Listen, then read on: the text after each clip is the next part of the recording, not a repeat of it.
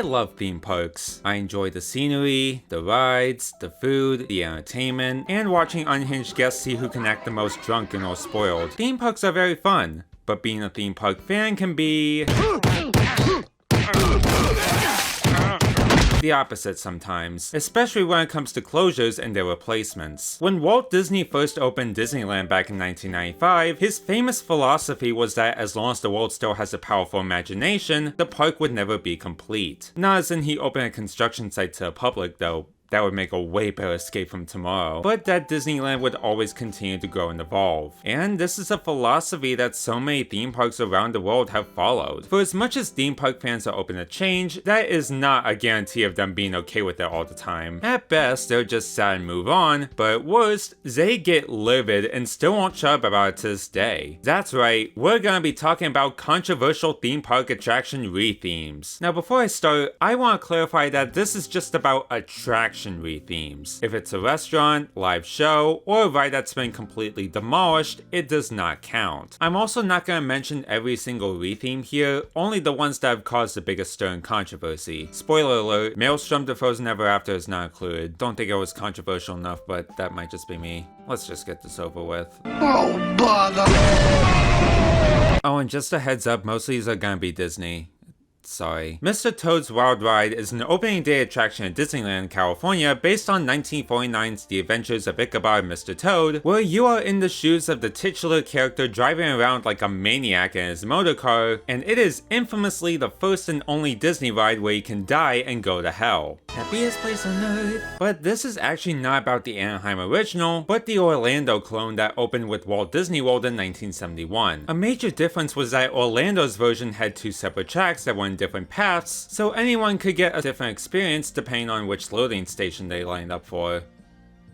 But either way, you go to hell. And if you do drugs, you go to hell before you die. When it seemed like this attraction wouldn't be going anywhere, 1977 saw Disney release The Many Adventures of Winnie the Pooh, which was a compilation of shorts based on the character created by Alan Alexander Milne and Ernest Howard Shepard. To say this simple and colorful film was popular is a massive understatement. And I mean massive. I'm serious, just think of something that comes to mind and chances are Winnie the Pooh has been slapped on at one point.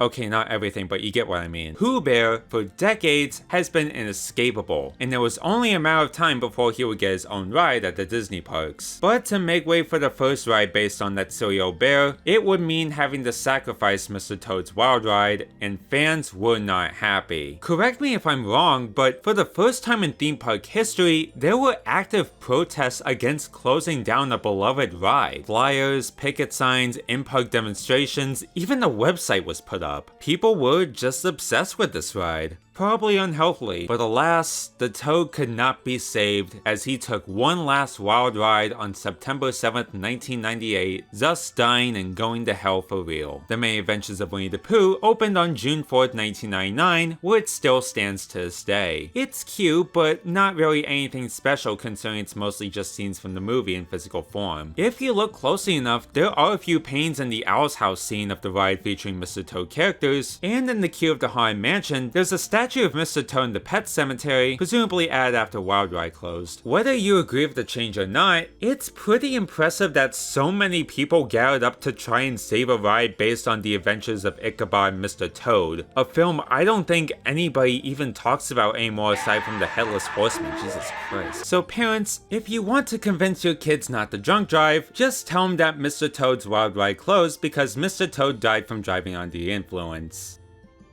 And he went to hell. Is it ice cream? No, revenge! Back to the Future the ride opened with Universal Studios Florida on... wait. Oh, no it didn't. Back to the Future the ride was one of Universal Studios Florida's earliest attractions, opening a year after the park on May 2nd, 1991. The ride took place after the events of Back to the Future Part 3, where good old Doc Brown lives in the present and has founded the Institute of Future Technology, and we are among the volunteers to test out his new time travel experiment. However, plans are changed when Biff Tannen escapes from his original timeline and steals Doc's DeLorean, and we are enlisted to hop onto an 8-passenger time machine. It's another DeLorean, I just don't like repeating myself. To travel into the year 2015, go 88 miles per hour and bump him. Immediately you can see one of the reasons why it closed, but let's not get ahead of ourselves. Back to the Future wasn't just Universal's third screen-based attraction in all of their history, but it was also their second ever motion simulator ride after Hanna-Barbera. And it's a technique they've become a bit too comfortable with. The ride was housed inside a large Omnimax dome that's as high as 70 feet, not just for immersion, but also allowing multiple groups of people on different levels to experience the ride at the same time, which was necessary because it was an instant hit from the get-go. Not only because of the engaging story and usage of the Back to the Future theme, but it also kicked a lot of ass. Sure, it may feel short when you don't count the queue, but dude, you're time traveling with Doc Brown just like the movie. Like, what more could you ask? Universal had so much hope for the ride, in fact, that they opened the clone at their Hollywood park a mere 2 years later, which had already begun construction before the original even opened. Then 2001 saw a clone open with Universal Studios Japan, and by then, the original ride had already turned 10 years old, which is impressive, but by then the popularity of it had started to dwindle to the point where there had been days the lines would not exist in. Plus, as much as Back to the Future is still a household name in film history, it'd make no sense to keep a ride about traveling to a futuristic 2015 open past the real 2015. So in early 2007, 2 of the simulators closed so Universal creatives could figure out what to replace it with, in a choice where the second option was Fast and Furious, cause like,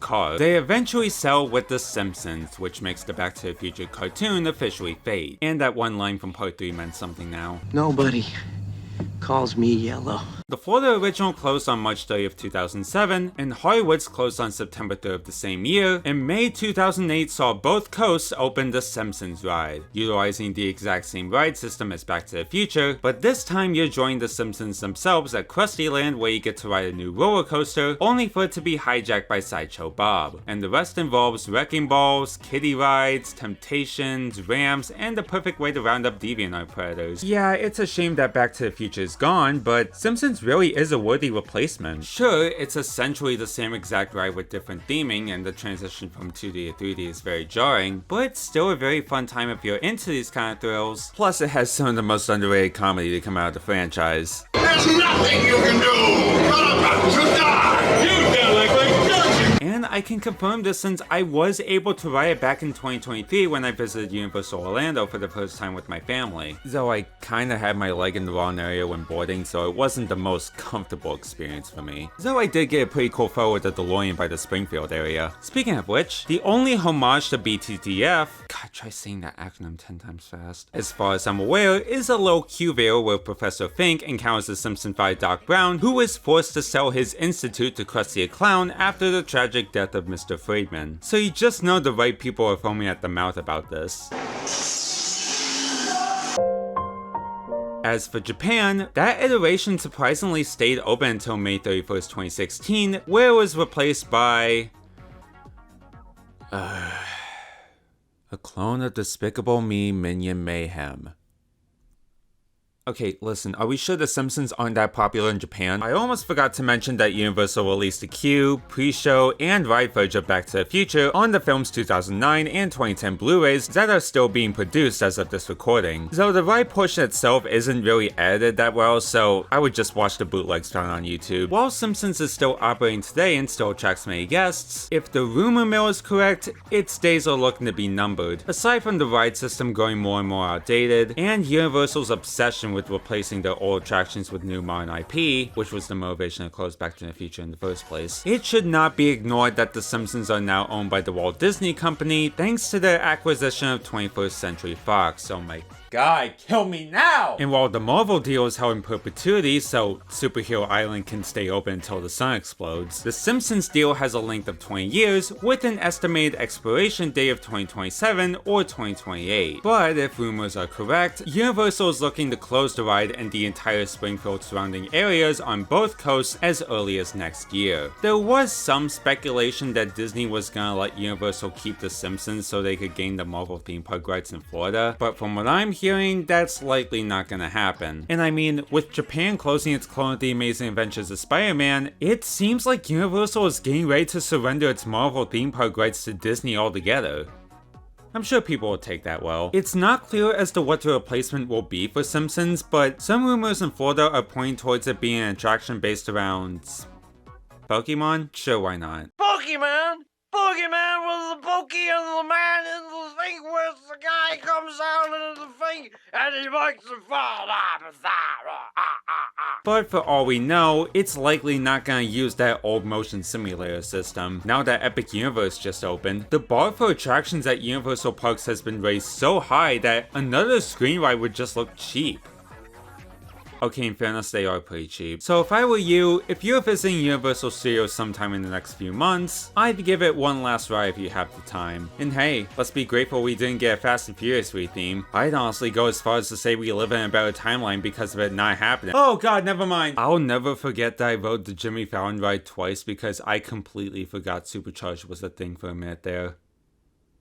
I think I saved myself. Relax, there's no such thing as haunted woods and I'm gonna prove it. Already made a terrible creepypasta on this ride and there's a much better video on it by Kevin Podger, so I'm gonna make this quick. The old mill was one of the earliest rides to have ever been built at Kennywood Park in Pittsburgh, Pennsylvania. It's gone through many different renovations in the fire, but its most infamous retheme came when the ride turned 103 years old in 2004, named Garfields Nightmare. Coincidentally, the live action movie came out a month later. And if we're counting Thursday previews, I can confidently say that Garfield the movie starring Bill Murray was released on the exact day I was born.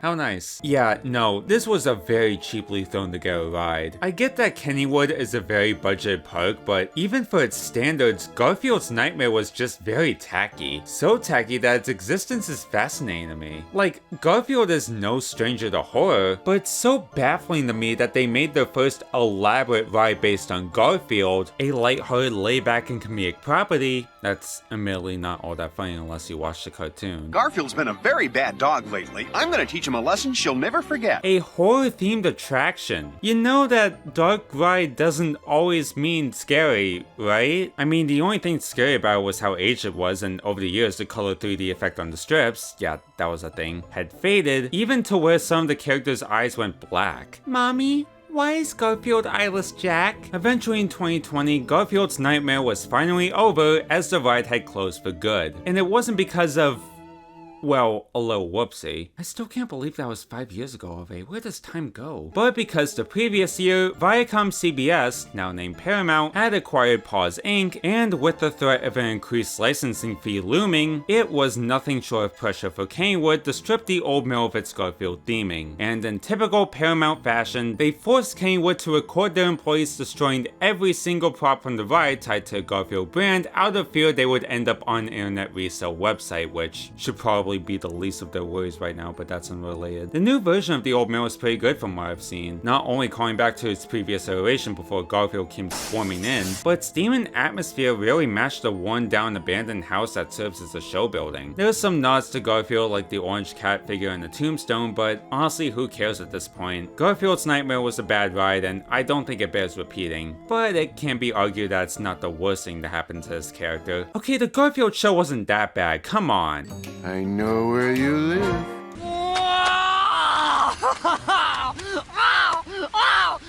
Hey, with that Lilo and Stitch remake unfortunately doing numbers, I might as well talk about this. Extraterrestrial Alien Encounter was a replacement for Mission to Mars, which replaced Flight to the Moon. The show invited guests to an XS Tech demonstration of a new teleportation technology, where the chairman of the corporation was originally supposed to appear, but instead brings in Mothra's distant cousin, aka an alien. It was a sensory-based show, as it took place mostly in the dark and utilized in-theater effects and shoulder restraints for the illusion of the alien attacking you. In-story was to select the qualified guest to be teleported to XS Tech headquarters, where the CEO is present, by the way.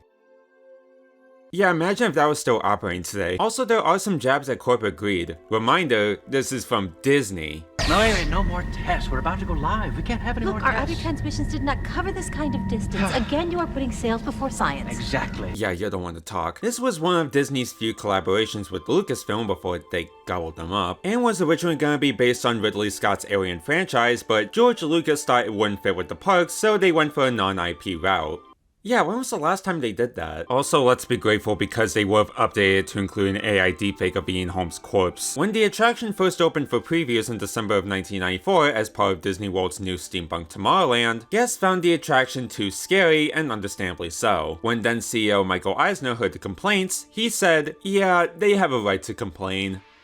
It's not traumatizing enough." So the attraction closed back up for 6 months for some retooling, including pacing, timing, tone consistency, and even swapping out Phil Hartman for Tim Curry. Listen, I like Tim Curry, but how f***ing dare you? But even after that, guests still complained about its terrifying nature, causing it to be frequently empty. Then it wasn't until Lilo & Stitch came out in 2002, was a massive success, and Disney now has a solution to making Alien Encounter more family friendly. And not to mention, the attraction's main star, Jeffrey Jones, was found to be someone who would probably like to party with Diddy. The attraction closed in 2003 and reopened as Stitch's Great Escape in November of 2004, this time taking place before the events of the film, where the Galactic Federation brings in guests as their recruits to be guards of an incoming level 3 prisoner, the prisoner being Stitch. However, he breaks free from his capsule and causes chaos, eventually fleeing from the chamber entirely and into a park that somehow Gantu doesn't even know exists, despite the fact that the Galactic Federation built their teleportation center here. Oh boy, let me tell you. Shockingly enough, the new attraction was not received any better. If anything, it had a worse reception than its predecessor. Sure, it was more friendly than Alien Encounter, but it still had some issues with its comedy, uncomfortable seating, a chili dog burp effect that left guests actually feeling ill, and that it was still too scary for some kids.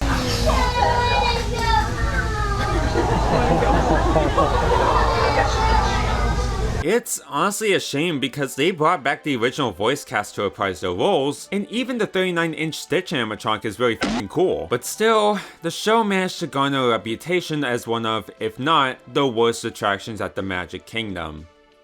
You sure about that? It's not even the worst thing to happen to Lilo & Stitch now. Though Great Escape continued to operate daily for 12 years because Stitch was, and still is, one of Disney's most popular characters. However, in 2016, the attraction entered seasonal operations, only opening at the busiest times of the year, and would be operated as a Stitch meet and greet when closed. And finally, on January 6, 2018, without any fanfare, the attraction silently closed for good, and in its place came...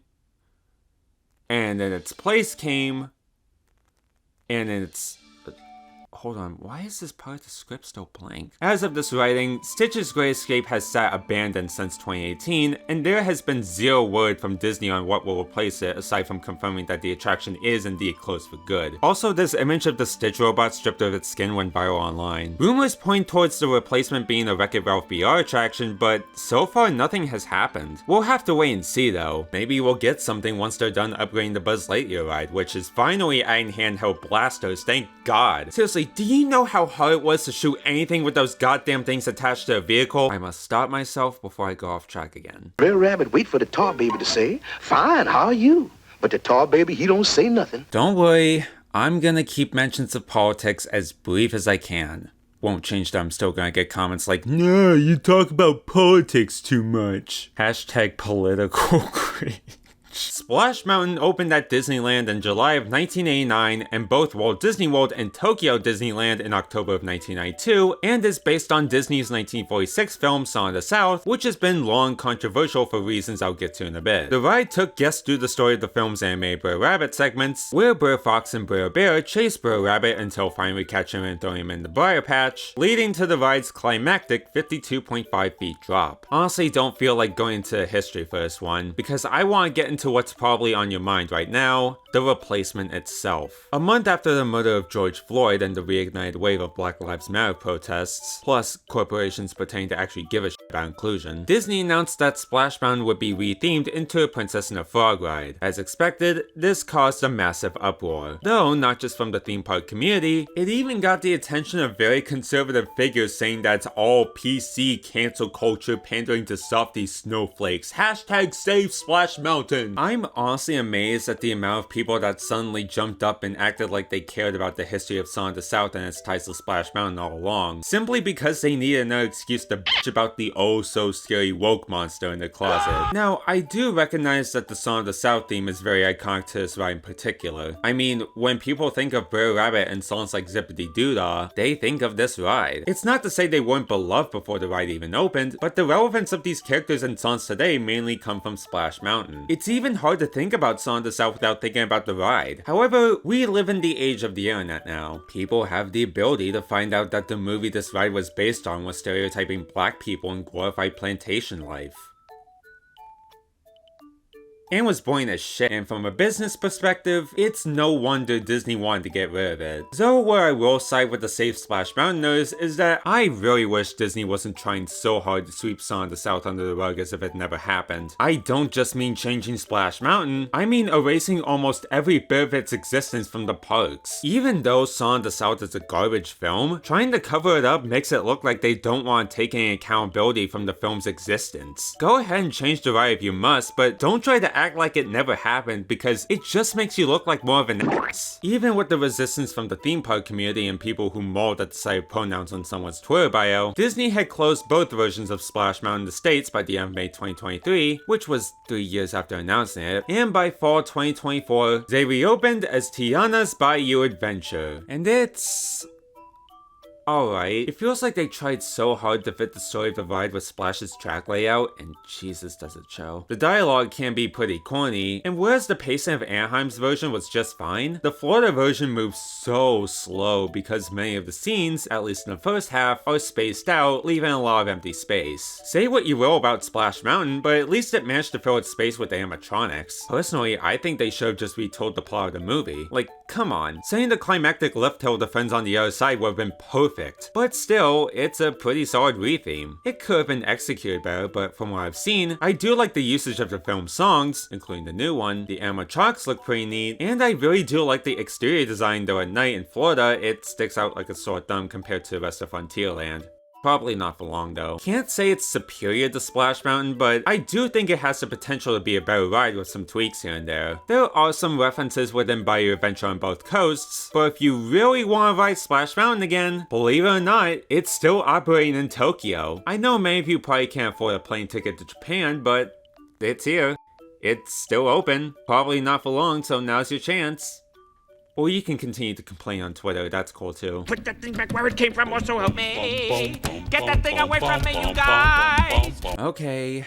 I know a lot of you are gonna call foul on this one because the Monsters Inc. land has just begun construction, and for the record, I'm not immediately judging it and writing it off based on what it's replacing in concept art alone. Actually, I think the land looks pretty cool. Monsters Inc. is a Pixar classic, no doubt, and yeah, I'm glad it's finally gonna be given the proper theme park treatment, and I honestly couldn't have thought of a better place in the resort to put it in. The backgrounds in the film itself do blend in with Hollywood Studios architecture, so I can see it fit right in with the park. Plus, from the concept art, the headlining roller coaster looks pretty promising. So while I'm looking forward to Monsters Inc. land and what it entails, it's just that I'm gonna be real here. Good God, this one hurts. My earliest memories of going to Disney World was watching Muppet Vision 3D, and since then, I can't recall a single time I've been to Hollywood Studios and skipped out on seeing it. It was always a go-to whenever I visited the park with my family. Plus, there was one time I got lost there and was scarred for life. It's unquestionably an iconic show, mostly for its quotability, hilarious comedy, and the experience leading up to it. Not to mention, and I'm sure you all know this by now, it was the last thing Jim Henson produced and worked on before his unfortunate passing exactly a year before the attraction opened. It's why so many people have been advocating for the film to be preserved, and